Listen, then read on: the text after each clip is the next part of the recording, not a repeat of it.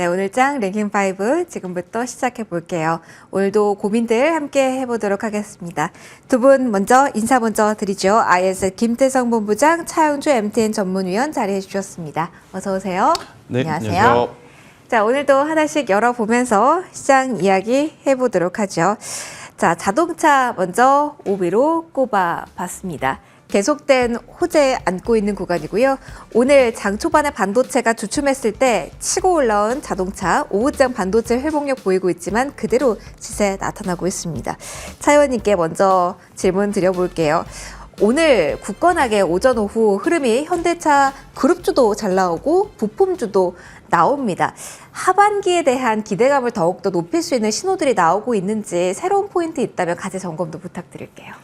일단 저는 자동차를 지금 볼 때 네. 일단은 오늘이 화요일이죠. 네, 맞아요. 중요한 것은 그 자동차가 이번 주 목요일과 다음 주 월요일 주가가 저는 중요하다라고 말씀드리고 싶어요. 왜 그러냐면 우리가 현재 지금 자동차와 관련해서 새로운 이슈가 나온 것들은 별로 없습니다. 없어요. 그런데 최근에 뉴스를 나온 것을 보면 여러분들이 지금 화면을 보신 것처럼 인도법인의 IPO 이런 것들이 좀 나왔죠. 근데 인도에 이미 현대차는 약 한 100여만 대 정도의 생산 규모를 가지고 있습니다. 일단 세 군데 공장을 갖고 있고 저거를 이제 기업 공개를 해서 이제 하겠다라는 거 매우 긍정적이다라고 원래 이게 처음에 이게 나왔었던 게 올 봄 막 시작할 때 나왔던 것 네네. 같아요. 그때도 긍정적이다. 맞아요. 제가 뭐 자식이 이런 것들 돈을 벌어온 거 굉장히 긍정적이다 말씀드렸고 이번에도 또 역시 말씀을 드렸어요.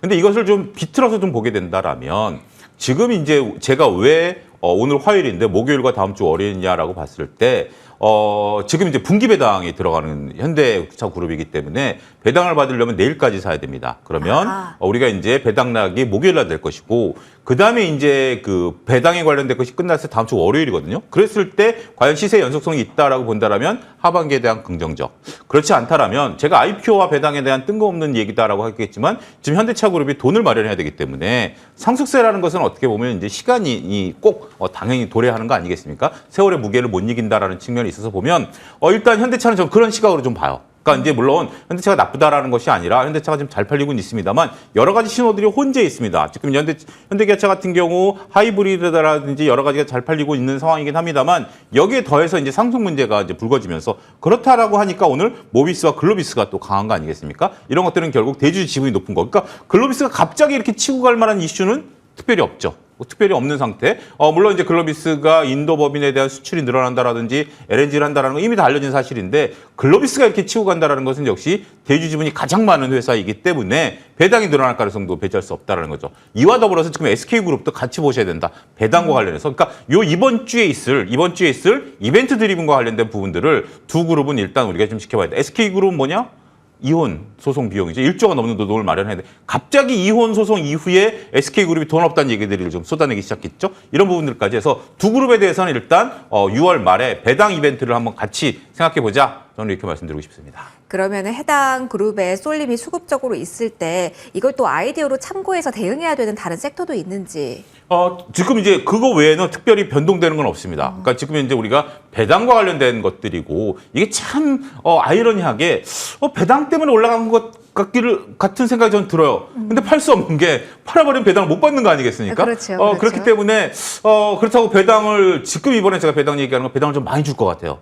그래야 의미가 그냥 단순하게 역사적인 배당을 준다라면 이 정도 배당 그 주가가 올랐으면 팔아버리는 것도 저는 뭐 괜찮아. 배당락 이후에 주가가 떨어지는 것보다 배당 받는 것보다 파는 게 낫겠죠. 근데 이번에는 아마 이번부터는 역대급 배당이 좀 실시될 가능성. 비용을 마련해야 되니까. 그럼 역대급으로 흐름이 나온다라고 한다면 시장 반응 역시 폭발적으로 배당 락을 잇고 추가적인 상승세를 보일 가능성도 열어놔야 되겠네요. 그러니까 여기서 여러분들이 이제 선택을 하셔야 되는 게 여러분들이 단기 투자냐 장기 투자냐랍니다. 단기 투자자라면 배당은 한 달 뒤에 나오는 거고 이것 때문에 조정을 받을 가능성이 있기 때문에 오히려 단기 투자자라면 오늘 내일 한번 좀 이참에 한번 좀 엑시트를 하는 것도 방법이 되죠. 하지만 장기 투자자라면 앞으로 이런 배당은 계속 줄 겁니다. 삼성이 3년 동안 주지 않았습니까? 이런 것들 그리고 계속 뉴스를 만들어내야 되기 때문에 장기 투자자라면 배당락 이후에 변동성을 견뎌내시면 될 것 같고 단기 투자자라면 나는 그런 거 필요 없어. 빨리 여기서 엑시트하고 다른 쪽으로 갈 거야라고 한다면 배당 안 받고 나오는 것도 하나의 전략이 될 수도 있을 것 같습니다. 현대차이기 때문에 위원님 그 결정이 어려운 것 같아요. 쉽지 않아요. 많은 분들이 수익이 더 많이 나면 난 장기 투자자가 되고 좀 주춤할 것 같으면 단기가 될래라는 생각도 하실 것 같아서 근데 고민은 필요한 구간이 맞다라는 조언들 먼저 드렸습니다. 추가적인 이야기 또 들어보도록 하죠. 김태수 본부장이 앞서 위원님께서 배당 이슈도 이야기해 주시기도 했는데 자동차 한 2주 전부터였던 것 같아요. 부품주 중심으로 계속 힘줘서 말씀을 해주셨는데 그런 전략 유효한지 먼저 그 질문부터 시작해 볼게요. 유효하죠. 바뀐 것은 없습니다. 펀더멘탈적으로 바뀐 것은 없고 단지 수급적으로 단기간에 이제 급격하게 올라왔기 때문에 그에 따른 변동성이 나타날 수는 있다. 하지만 이제 기존에 낮은 가격에 사신 분들은 굳이 빨리 매도할 필요는 없지 않겠는가? 그리고 없으신 분들 같은 경우에는 최근의 조정이 역시나 기회였던 것을 다시 한번 기억을 하실 필요 있고 만약 그 기회를 놓치셨던 분들이라면 저는 지금의 위치에서 너무 공격적으로 쫓아가시기보다는 결국 이제 앞서서 위원님께서 이야기하셨다시피 이번 주 목요일과 월요일 수급적으로 해당 섹터의 변화가 찾아왔을 때 그 조정이 불편할 때 굉장히 좀 깨름직하지만 그때 저는 사시는 게 맞지 않겠는가라는 생각이 듭니다. 결국 이제 주식의 본질은 그 기업이 지금 돈을 잘 벌고 있느냐 그리고 앞으로 돈을 잘 벌 것이냐 이게 가장 중요하거든요. 지금 부품사들은 현재 돈을 잘 벌고 있습니다. 어떤 부분을 통해서 알 수 있냐면 현대차, 기아가 굉장히 높은 판매량을 보여주고 있기 때문에 맞아요. 그리고 앞으로 돈을 잘 벌 것이냐 당연합니다. 인도 시장이 지금 이제 개화되는 시장이기 때문에 여기서 이제 나오는 추가적인 어떤 플러스 알파적인 외형 성장을 좀 고려해 봤었을 때는 저는 자동차주들 같은 경우에는 충분히 더 강한 시세를 낼 수 있다 생각이 들고 있고요.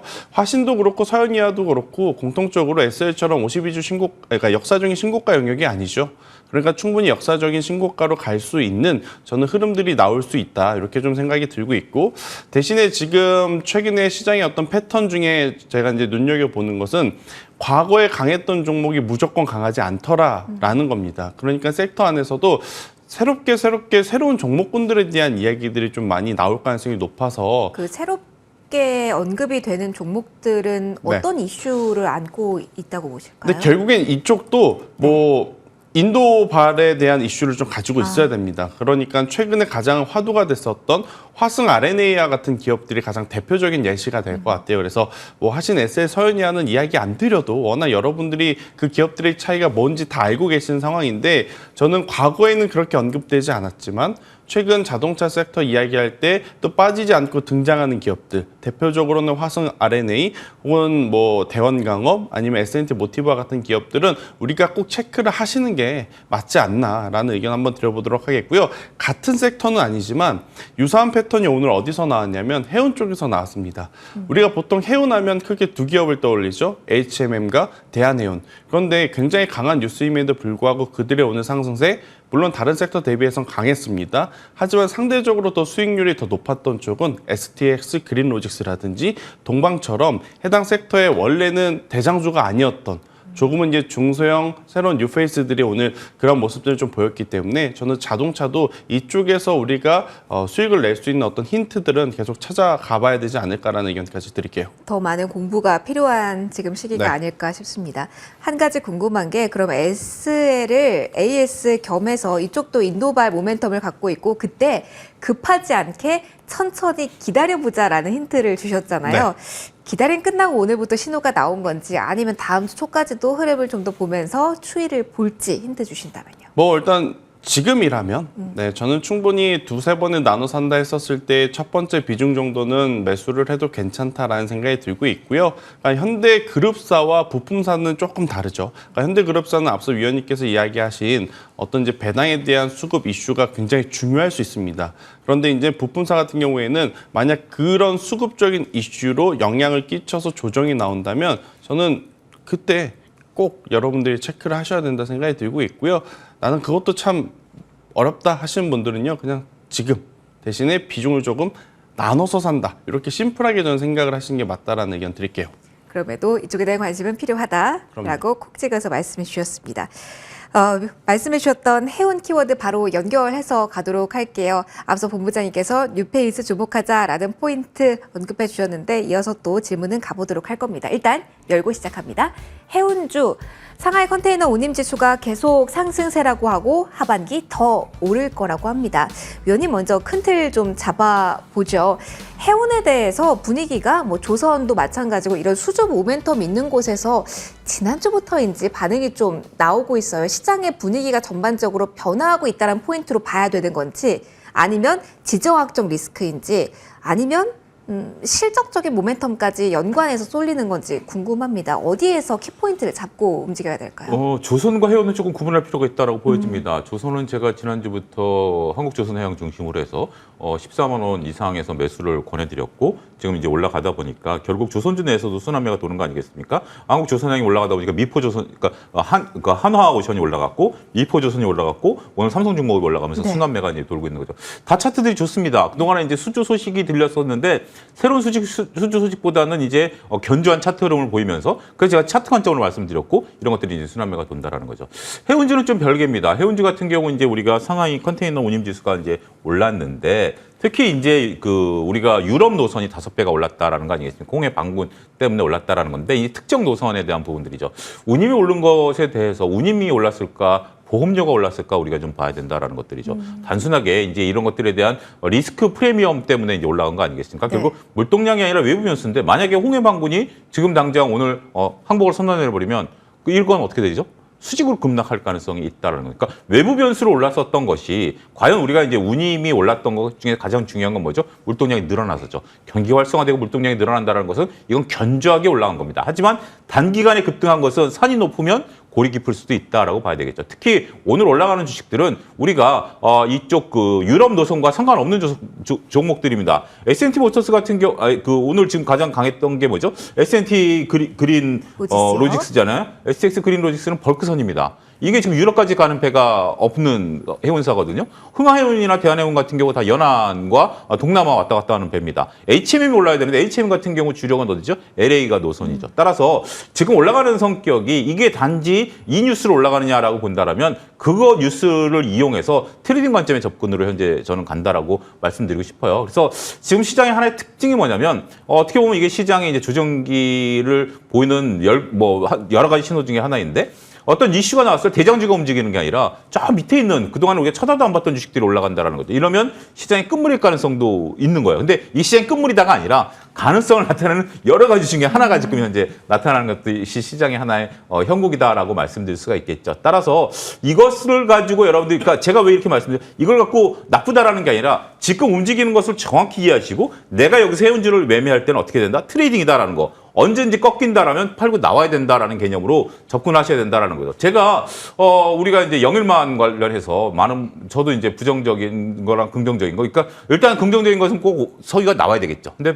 조금 부정적인 것은 시간이 너무 걸린다라는 거지만 제가 말씀드렸던 것처럼 이거는 정부 정책이기 때문에 한국 석유가스가 쉽게 꺾이지 않는다. 여기서 매매 충분히 단기간에 매매가 아니라 중기 매매가 가능하다라고 말씀드렸던 거예요. 그러니까 성격을 알자라는 거죠. 이게 원유가 나오냐 안 나오냐가 중요한 게 아니라 정부 정책이기 때문에 오래가는 테마다라는 거고 지금 현재 우리가 얘기하고 있는 이 선박과 관련된 것도 여기서 재무제표를 따지고 이해관계를 따지면 전혀 매매하지 마십시오라는 결론이 나오죠. 하지만 주가가 올라가기 때문에 이 지금 시장의 특징으로서는 이렇게 움직인다라고 제가 이제 설명을 드리는 것으로 잘 참조하시면 되지 않을까 싶습니다. 쉽게 꺾이지는 않을 것 같아요. 알겠습니다. 어느 정도 그러면은 트레이딩 관점으로 접근한다라고 한다면 담아도 된다로 정리를 할까요? 그러니까 여기서는 뭘 받아봤냐면 실질적으로 수혜를 볼 수 있는 HMM이라든지 안 오른 걸 담으시면 안 됩니다. 안 된다. 예, 지금은 제일 센 거를 무조건 붙어야 됩니다. 이렇게 테마가 붙을 때는 여기서 수혜를 우리가 덜 오른 것이 찐 수혜는 누구다라고 따지면 여기서는 지금 논리적인 생각하시면 안 됩니다. 테마주를 따라갈 때는 논리적인 생각을 갖고 있는 분들이 테마주를 못하는 이유가 그 자기 논리랑 안 맞기 때문이에요. 하지만 이때는 그냥 남들 따라 강남 가는 것처럼 친구 따라 가야만 수익을 낼 수 있는 것도 하나의 특징이다 이렇게 말씀드리겠습니다. 테마 성격으로 일단은 해석을 해주셨습니다. 연관해서 해운주에 대해서 이야기 또 해보죠. 김재선 본부장님, 테마 영역에서 본다고 해도 메리트가 있는지도 더불어 궁금하고요. 그렇다면 해운주에 대한 메리트는 지정학적 리스크가 살아있느냐 계속 가는 게 아니라 어떻게 본다면 다른 테마가 살아나면 좀 꺾일 수 있음을 지금은 감안해야 될까요? 문득 보니까 이게 연관관계는 없긴 하지만 초전도체 관련주가 막 움직이고 있어요. 네. 그러니까 수급 이동이 또 나타나는 거죠. 어떤 논리로 봐야 되는 건지 한번 살펴주시죠. 일단 저의 이야기보다 위원님의 이야기가 가장 중요한 포인트인 것 같습니다. 그러니까 이 섹터에서 매매를 하시려고는 STX, 그린로직스 여기서만 매매를 해야 우리가 성과를 거둘 수 있지. 지금 어떻게 보면 오늘 장 초반에는 다 같이 강세였잖아요. 맞아요. 근데 지금까지 시세가 살아있는 기업이 무엇인가? STX, 그린로직스 하나밖에 없습니다. 그러면 다른 종목군들은 실제로 이 뉴스의 수혜를 받을 가능성이 적고 심지어 추가적으로 나온다 하더라도 오늘 물린 사람들의 악성 매물이 또 나오면서 악재가 또 붙어줄 가능성이 저는 높다 생각이 들어요. 그래서 이 뉴스의 어떤 연속성을 놓고 보면 11주 연속 상하이 운임지수가 상승을 했습니다. 그런 단발적 이슈는 아니다라는 거죠. 하지만 이걸 통해서 우리가 주식시장에서 매매를 하는 것은 저는 단기성으로 좀 인식을 하셔야 되지 않을까라는 생각이 들어서 하시는 것에는 찬성이고 만약 하신다면 STX 그린로직스를 하시는 게 가장 좋지 않겠는가.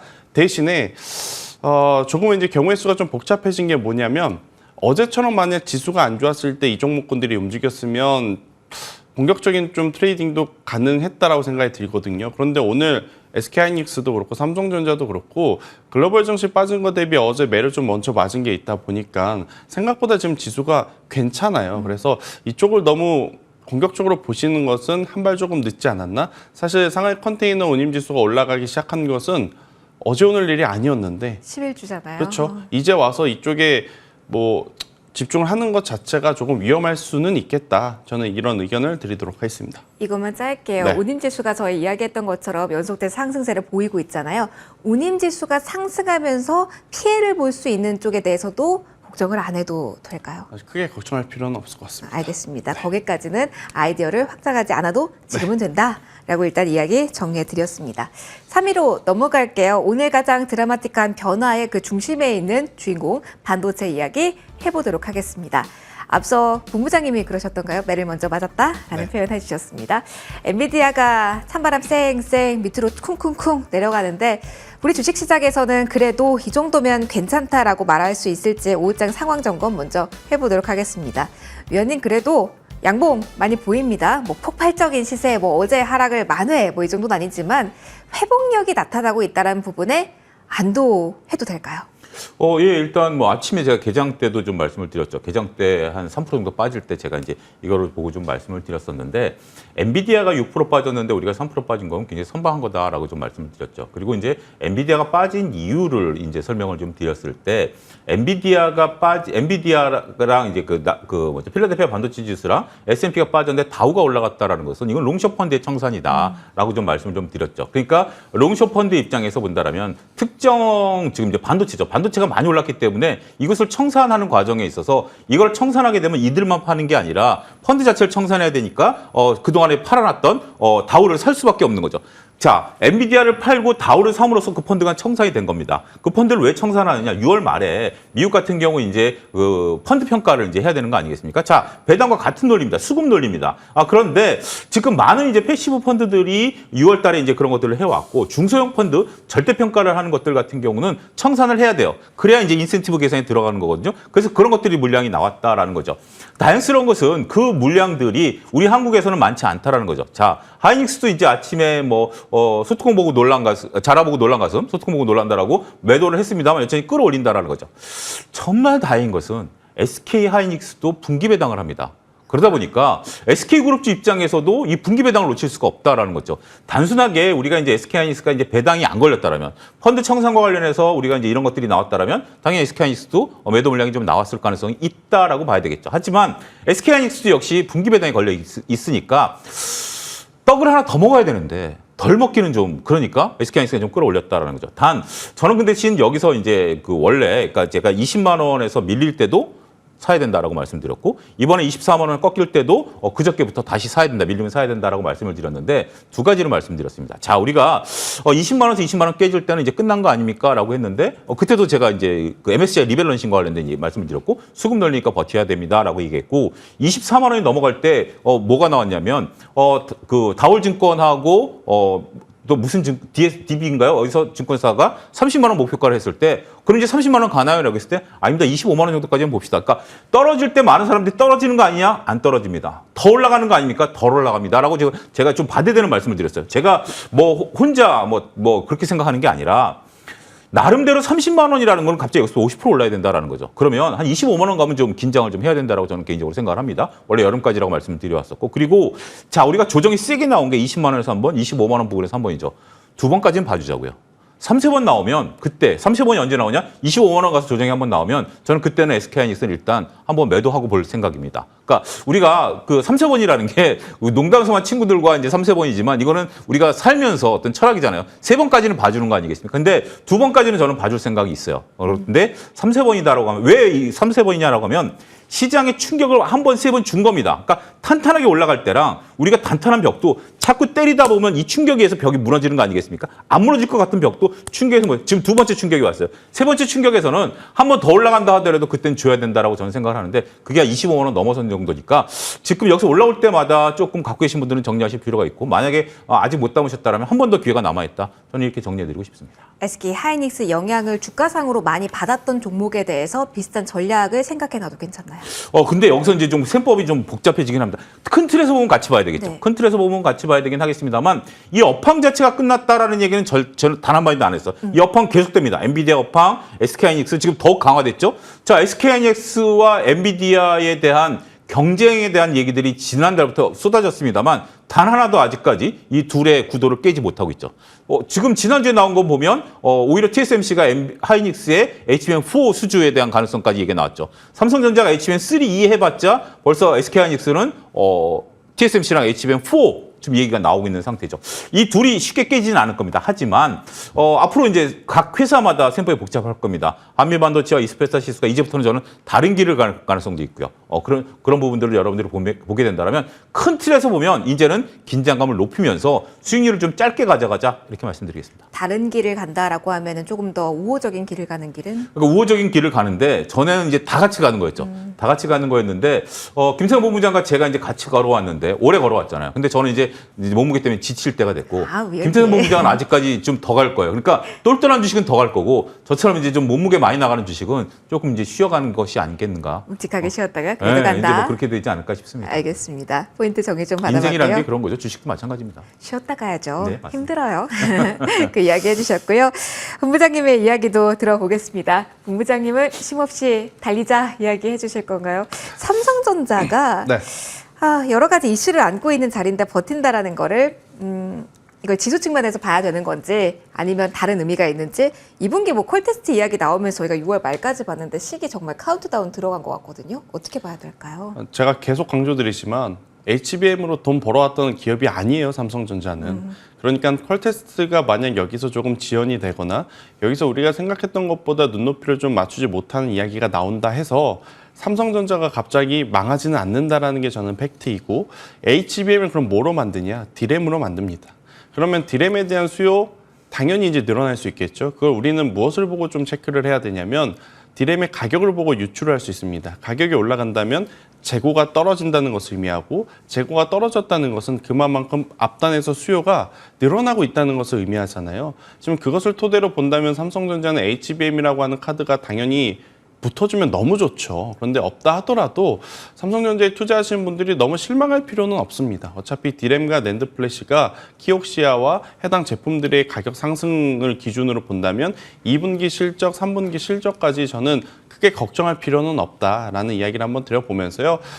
이제 공교롭게도 목요일 날이 우리나라 배당 1일과 동시에 마이크론에 대한 어떤 숫자와 가이던스가 나오는 날이라서 어떻게 보면 저는 개인적으로 그 숫자를 그렇게까지 뭐 기다리고 있지는 않습니다. 어차피 좋게 나올 거니까 이제 무엇을 기다리냐면 향후에 가이던스가 어떻게 될 것이냐 이게 더 중요할 것 같거든요. 그리고 시장 반응. 네. 그리고 나서 이제 시장이 긍정으로 받아들일 거냐 아니면 갸우뚱할 거냐 이제 여기에 따라서 조금 이제 달라질 것 같은데 우선 이런 이벤트가 있는 이 전에 먼저 좀 수급이 붙어준 게 쫓아가기에 부담스럽긴 하지만 다른 종목이 아니라 삼성전자니까. 삼성전자 우리가 한 번에 다 살 거 아니잖아요. 그렇죠. 한 번에 다 사려고 생각하셨던 분이 있다면 생각을 조금은 다시 해보시는 게 저는 좋을 것 같고요. 삼성전자이니까 저는 지금의 위치도 나쁘지 않고 SK하이닉스니까 지금의 위치도 나쁘지 않다는 의견 드려보도록 하겠습니다. 결국은 우리가 목요일 날 이야기를 조금 더 해야 될 것 같네요. 그래야 그죠? 더 확인할 게 많아지는 것 같습니다. 그때 소부장단에 대한 질문도 그날 가는 게 더 정확할까요? 네. 알겠습니다. 목요일장에서 소부장단의 아이디어 질문 또 한 번 해드릴게요. 일단은 지켜보는 시간으로 오늘은 정리를 하도록 하겠습니다. 3위 봤고요. 2위 보도록 하겠습니다. 제약바이오 이야기 짧게 하고 넘어가도록 할게요.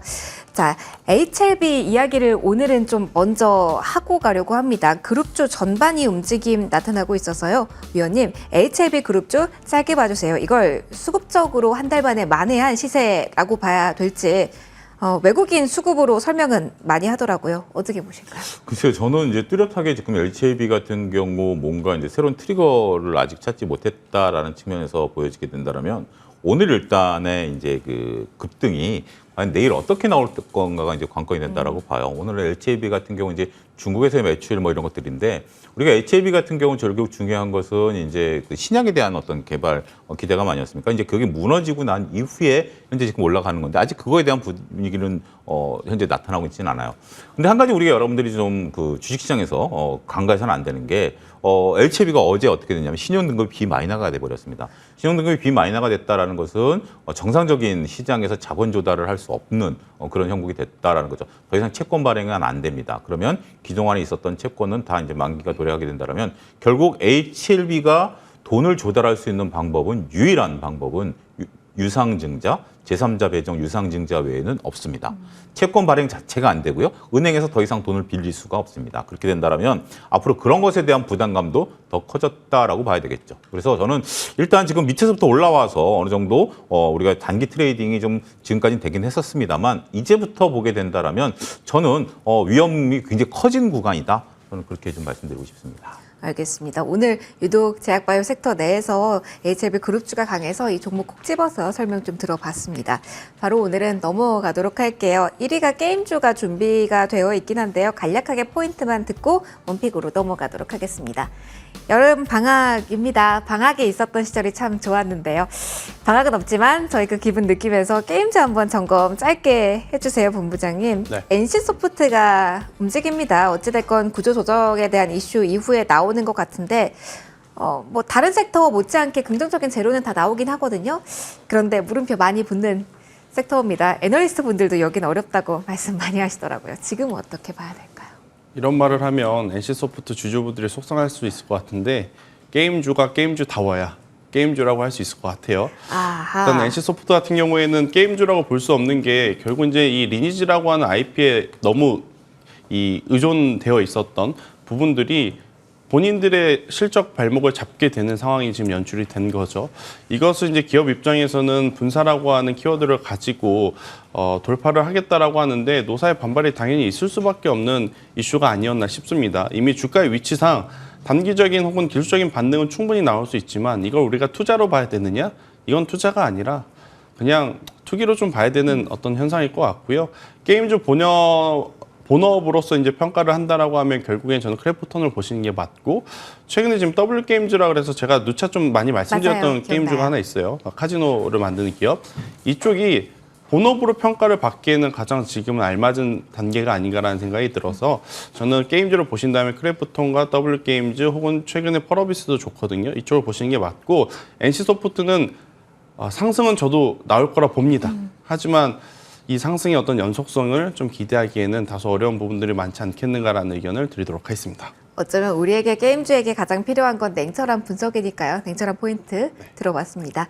본부장님께서 오늘 원픽 준비해 주셨거든요. 그거 듣고 마무리하도록 할게요. 어떤 종목일까요? S&T 모티브인데요. 네. 아마 많이 못 들어보셨을 기업이에요. 그러니까 이 구동모터 코일을 만드는 기업이 있고 이게 이제 자동차 부품에 들어가면서 하이브리드 부품에도 들어가고 또 인도 시장 개화와 맞물려서 같이 시장에서 또 반응이 있을 법한 저는 기업이기 때문에 여러분들이 꼭 한번 보셨으면 좋겠다 생각이 들어서요. 현재 구간에서 손절가 47,000원이라는 가격대만 이탈하지 않는다면 최근에 지금 추세가 너무 좋기 때문에 추가적으로 상승 시 53,000원이라고 하는 박스 상단까지 1차적으로 이제 도달 가능하지 않겠는가라는 전략을 드려보도록 하겠습니다. 여러 사업 부문 가운데서 자동차 부품 키워드를 가장 높이 산다라고 네. 보면 되는 거죠. 그렇게 정리해 드리도록 하겠습니다. 오늘 여기서 랭킹5는 마무리하도록 하겠습니다. 김태성 본부장, 차영주 전문위원 두 분과 함께했습니다. 고맙습니다.